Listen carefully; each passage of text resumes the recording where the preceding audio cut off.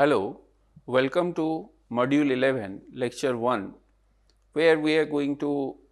deliberate on forecasting of the most sensitive part of financial statement, nomenclated balance sheet. Balance sheet, as we all are aware of, is going to disclose the financial status of a particular body corporate at a particular point of time. And when we are going to talk about the forecasting of balance sheet, we are intending to have an idea about the financial status of a company down the line in a future point of time, which is very essential on the part of the users community in order to facilitate rational and informed decision making backed by their vested objectives. To start with, we all know balance sheet accommodates different assets and liabilities with which each and every business is going to deal with. But when we are talking about forecasting or projecting the balance sheet, we are otherwise required to project each and every financial variable which are forming a part and parcel of balance sheet in totality. But the projection of the assets and liabilities, which are the two fundamental aspects of the preparation of a balance sheet, is going to be critical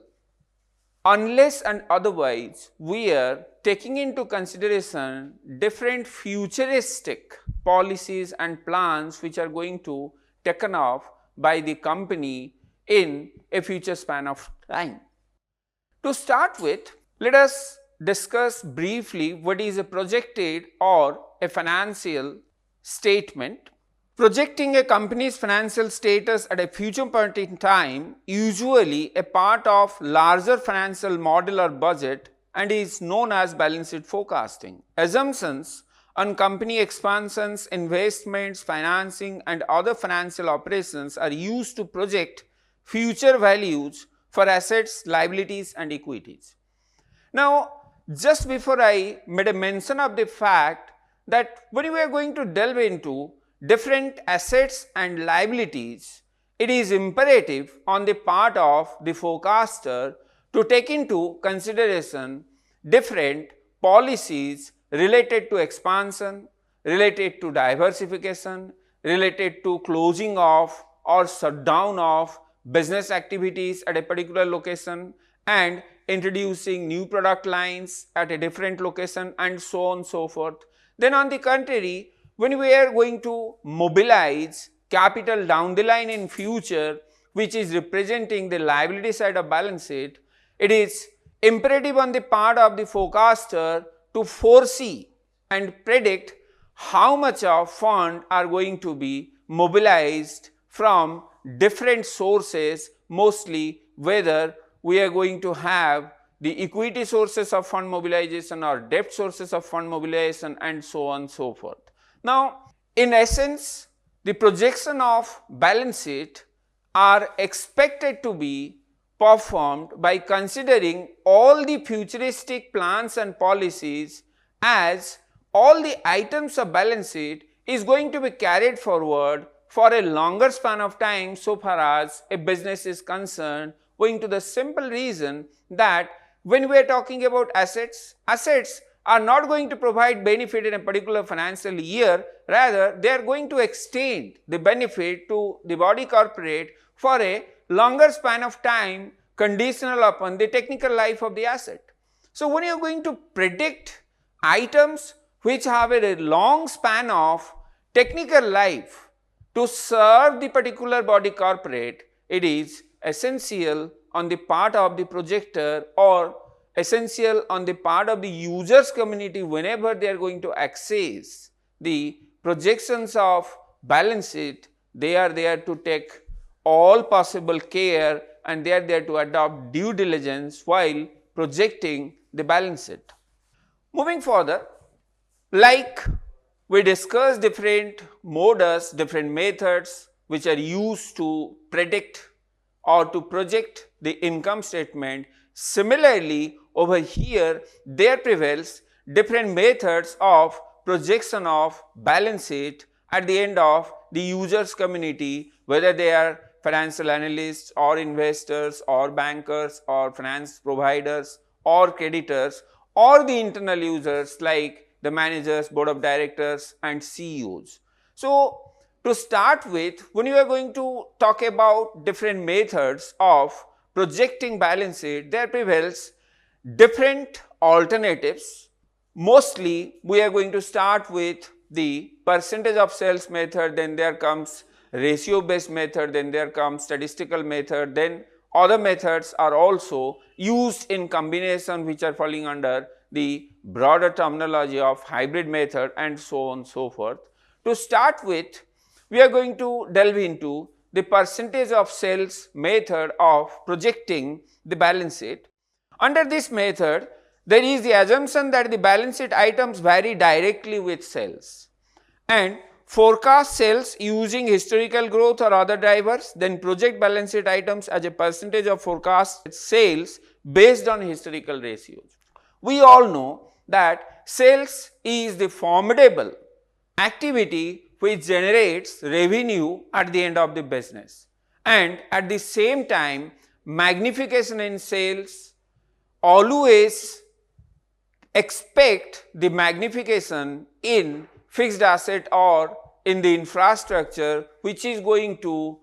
compensate or which is going to suffice the requirement of infrastructure when we are expecting magnification in sales. But there prevails different items of assets and liabilities which are normally falling under the purview of balance sheet, not necessarily move in direct proportion with that of movement in sales. But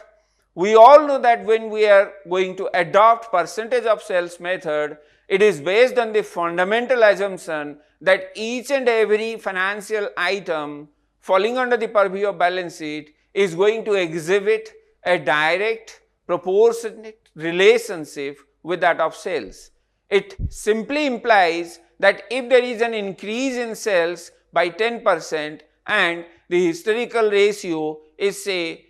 20% with that of a particular asset, then the same asset is going to magnify by 10%, which is equivalent to the magnification in the quantum of sales. But it is practically not always true when we are talking about different assets. Say for example, goodwill. Goodwill is finding a place in the balance sheet, but we cannot establish a direct proportionate relationship between goodwill and sales, and we cannot say that if the sales of a company increases by 10% or 20%, the goodwill of the company is also there to increase by 10%. So, in pragmatic world, when we are making use of percentage of sales method, we are there to be very careful while applying the causal relationship between sales in one hand and the financial items, might be assets, might be liabilities on the other hand. Similarly, take one example from the liability side, share capital, which is always shown as one of the fundamental financial variable of the balance sheet. We cannot come to a conclusion or we cannot establish a relationship between share capital and sales, and we cannot outrightly say that if the sales of a company is going to increase by 10%, the share capital is also going to increase. So, while making use of percentage of sales method, we are there to make use of our own prowess, we are there to make use of our own judgment, we are there to make use of our own perception with regard to the causal relationship between different items of balance sheet and on the contrary the sales and their movements. So, it may so happen pragmatically that there are certain items of liabilities and certain items of assets which does not bear any relationship with that of the sales. So, we are there to carry all those items which does not exhibit any relationship with sales as static, and we are there to change all those financial items which are falling under the purview of balance sheet, which exhibit a relationship with sales. So, due care is to be taken while using percentage of sales method to predict balance sheet, and we cannot outrightly take it for granted that all the items of balance sheet, say assets and liabilities, are going to move in tandem with that of any movement in sales, whether it is decline or it is a magnification of sales down the line in a future span of time. Moving further, the next method, which is also extensively used by financial analysts, by investors particularly, is the ratio analysis method. Given the past information or fact related to balance sheet of a company, we can make use of different financial ratios and we can establish causal relationship between different items of balance sheet vis-a-vis other financial variables, whether it is getting inherited from the past balance sheet or it is getting inherited from the past income statement. We are there to make use of a blend of different financial ratios by considering different financial variables of income statement related to past, the balance sheet related to past, and we are there to calculate the relationship in terms of financial ratios, and by using such ratios we can predict different financial variables in order to foresee what is going to be the financial status of a body corporate down the line in a future span of time. But at the same time, when you are going to talk about financial ratio method, we are there to be very careful with regard to the fact that the ratios were originally calculated by using the past data or the past facts and figures which were disseminated by the body corporate. But the future is absolutely uncertain and vulnerable. It is mostly conditional upon the market pervasive forces and the extent and magnitude of fluctuation which are getting witnessed in different variables which are emanating from the economy in general or a particular sector in specific. We are there to take into consideration such issues while reflecting different ratios to predict the values of different financial variables down the line in a future span of time. Without paying attention to all these changes or movements in different parameters related to the market, related to the economy at large, if you are going to outrightly use financial ratios based on past facts, or if you are going to heavily rely on the rigor and vigor of the financial ratios related to different financial items outrightly to predict the financial values of different variables to be shown under balance sheet, it may go wrong and we may end up in a state where the projected balance sheet is going to fail in terms of predicting the financial states of affairs of a body corporate related to a future span of time. Moving further, the next method is regression or statistical methods, where we are there to make use of the historical data and information extensively, and we are there to appraise the historical data either by exhibiting trend analysis or by exhibiting time series analysis or by exhibiting the regression family of models in order to dig out any relationship between financial variables which are getting disseminated either in the income statement or in the balance sheet of a company, and making a blend of different financial items hailing from income statement and balance sheet related to a body corporate, we can develop a model and we can ascertain the coefficient values associated with different financial variables by fitting a model to predict different values of financial variables which are going to be disclosed in a projected balance sheet. But at the same time, when you are going to go for the statistical orientation, we all know that whatever may be the method which we are going to adopt while performing a projection of balance sheet using statistics, they are very much influenced by the reliability and accuracy of the data which we are using to fit a model. And we all know that the corporate world is highly exposed to heavy quantum of adversaries related to presentation of financial statements, dissemination of financial statements backed by different vested objectives. So, under the conditions of manipulated balance sheets and financial statements which are getting disseminated in the corporate world, how are we going to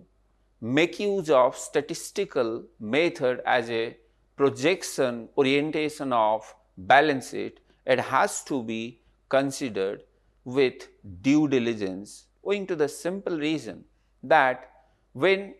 the past informations are not legitimate, are not accurate, are not authentic, then carrying the relationship based on past information and predicting the future values of all those financial variables is going to end up in a state of subdued projection of different financial variables. So, obviously, the statistical method is leading to objective projection of balance sheet in one hand, but on the other hand, excess reliance and dependence on facts and figures related to past makes the statistical method very critical so far as prediction of balance sheet is concerned. The other things we all know that when you are going to talk about the financial states of affairs related to a future's point of time, we all know that there prevails heavy element of qualitative issues which are going to have a bearing on the future financial states of affairs of a company. But the statistical orientation doesn't accommodate the qualitative dimensions of financial data and the qualitative attributes related to the body corporate or market pervasive issues. So, statistical method have been used extensively with the help of different softwares nowadays made available, and it is extensively used in the corporate world, specifically the financial analysts, the stock market analysts, the investors. They are heavily relying on those financial softwares which are facilitating the projection of different financial variables to be shown in a projected balance sheet, but at the same time we must take into note of the fact that the financial models or financial softwares are conditional upon the relationship which we inherit from the past facts and figures, and the past is never going to be repeated when you are going to talk and deliberate in the world of business, which is highly vulnerable in nature. So, due care must be taken while using statistical method or regression family of models to predict different financial variables for the purpose of preparing a projected balance sheet. Moving further, there comes driver based forecasting. When you are going to talk about driver based forecasting as a method of projection of balance sheet, we are looking at the body corporate with a decomposed orientation. We cannot talk about a business without decomposing the business into different functionalities. We all know that the body corporate more or less accommodates different activities falling under the purview of different functional domains, say for example, production activities, marketing activities, financial activities, administrative activities, R&D activities, HR activities, and when you are transforming the same into functions, we say these are the activities which are related to production function, these are the activities related to marketing function, distribution function, logistic function, administrative function, HR function, and so on and so forth. Now, every function are having their own drivers, which drives the incurrence of cost and simultaneously the execution of activities related to different functional domains. So, drivers, we simply understand the force which carries the execution of activities and the financial resources committed in lieu of executing such activities. So, the driver based forecasting leads to the orientation that first we are there to unfold the drivers which are going to dictate the states of affairs of a particular functional domain of a business. Then we are there to predict each and every drivers and their impact or influence on other activities which are going to be executed in lieu of executing that particular function. Then we are there to accumulate all those projections or the forecasted values related to different functional domain. Then we are there to move ahead to predict the items of the balance sheet. And we all know that the items which are getting accommodated in a balance sheet are more or less the assets of different genres and liabilities of different genres. So, the drivers are going to drive what are going to be the expected values which different assets are going to possess down the line in a future span of time, so far as a body corporate is concerned, without considering the drivers which are essentially the force which necessitates a change in different financial variables, whether it is a part and parcel of the balance sheet or it is a part and parcel of any other financial documents, say for example income statement, cash flow statement, and so on and so forth. So, without paying heed or attention to drivers, pragmatically it is not feasible to project or foresee what value they are going to assume down the line in a future span of time. So, it is imperative on the part of the users community to go for this particular method of forecasting if they are more inclined to have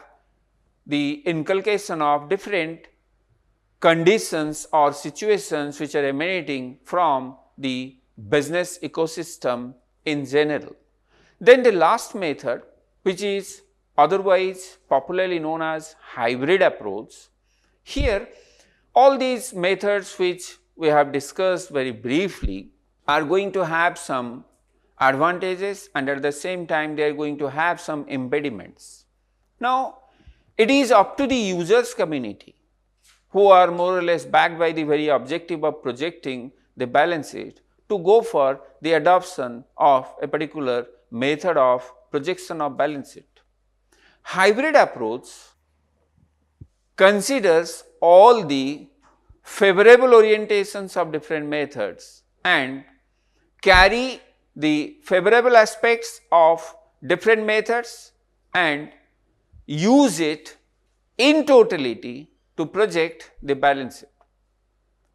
Theoretically it sounds very good and robust, but practically it is one of the most typical approach to execute, owing to the simple reason that each and every method of projecting balance sheet have their own issues, have their own restrictions. So, when we are going to make use of a blend of different methods carrying the positivities of different methods, it is theoretically going okay, but practically it is very difficult to execute so far as the projection of financial statements are concerned. Then moving further, there are different methods which are made available as we briefly discussed. Then let us go for a brief orientation of usefulness of projected balance sheet. We all know that balance sheet is one of the fundamental component of financial statement which is going to disseminate the financial status of a body corporate. And when we are talking about financial status of a body corporate, it is an umbrella terminology. It talks about the financial creditworthiness, it talks about the capital structure of the company, it talks about the structure of assets which are there lying in a particular business, it talks about the extent and magnitude of utilization of fixed capital and floating capital in creating different genres of assets, say fixed assets or permanent assets and current assets. It indirectly talks about the quantum and magnitude of earnings accumulated over a span of time in order to provide an internal source of capital whenever there is the need of any additional capital to be invested in the business. So, the use of balance sheet are numerous and it is highly sensitive on the part of the users who are more or less backed by the very objective of financial decision making to go for balance sheet and its projection. So, considering the sensitivity of balance sheet at the end of the users community, now here are some points which more or less justifies the usefulness of projected balance sheet. To start with, it is strategic planning. Obviously, projected balance sheet is going to accommodate the future values of assets and liabilities which are going to be the formidable part of strategic planning and strategic policy making at the end of the body corporate. Then it also facilitates the assessment of financial health, because the very objective of preparing a balance sheet is to dig out the financial status of a company. So, indirectly, when we are going to appraise the financial status of a company, we are going for the assessment or appraisal of financial health. Then there comes funding and capital needs. The liability items which are disclosed in the balance sheet are more or less exploring the sources from which the funds have been mobilized and the magnitude or the quantum of funds that have been mobilized in a particular business, both to meet their short-term as well as long-term financial obligations. So, projection of balance sheet also facilitates that. Then there comes shareholders' confidence. Obviously, shareholders are more inclined towards the future states of affairs of a particular body corporate before executing their investment decision. That is why it provides confidence to the shareholders if the shareholders are having a pre-hand information about the future states of affairs of a particular company in terms of getting access to balance sheet. Then there comes performance management. Obviously, any element of anomaly which is getting disclosed or digged out during the protocol of preparing balance sheet can be taken care of and the performance can be enhanced after making a proper and scientific appraisal of the same, and projection of balance sheet contributes towards that. Then the last one is compliance and risk management. We all know when we are talking about financial status, the negative word of financial status is financial risk of default. Now, with the projection of balance sheet,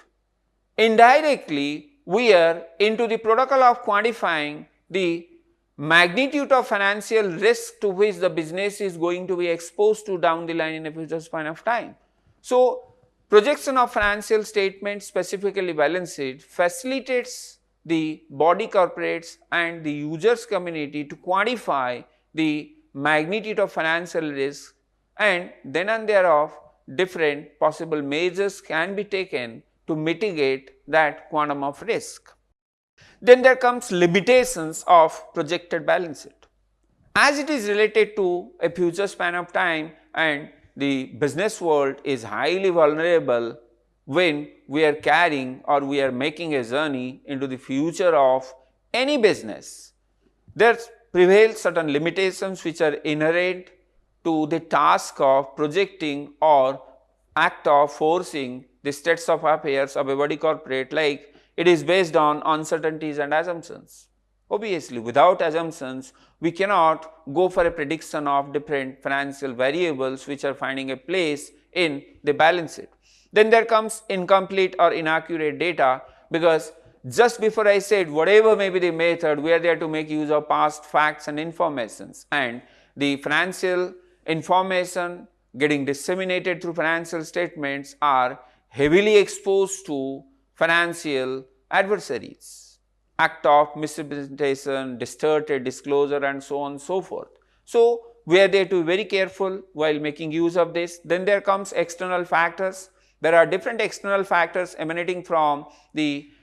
economic environment which is going to have a bearing on the future states of affairs of a business. Then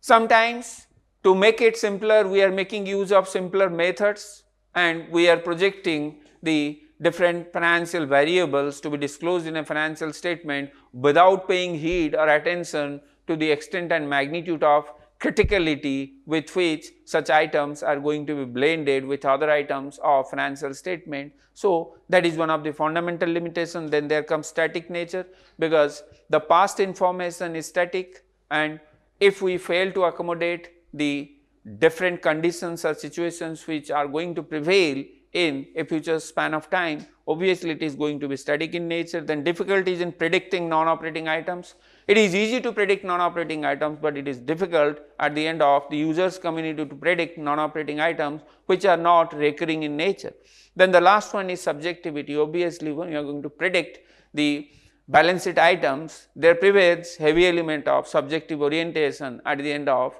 the person who is into the task of projecting the balance sheet for the purpose of knowing in advance what is going to be the financial status of a body corporate. Now, with this, I hope we delved into the basics of projection of balance sheet and different methods of projecting it, the usefulness of projected balance sheet, as well as different impediments to projected balance sheet. Thank you. Thanks a lot for your patient hearing.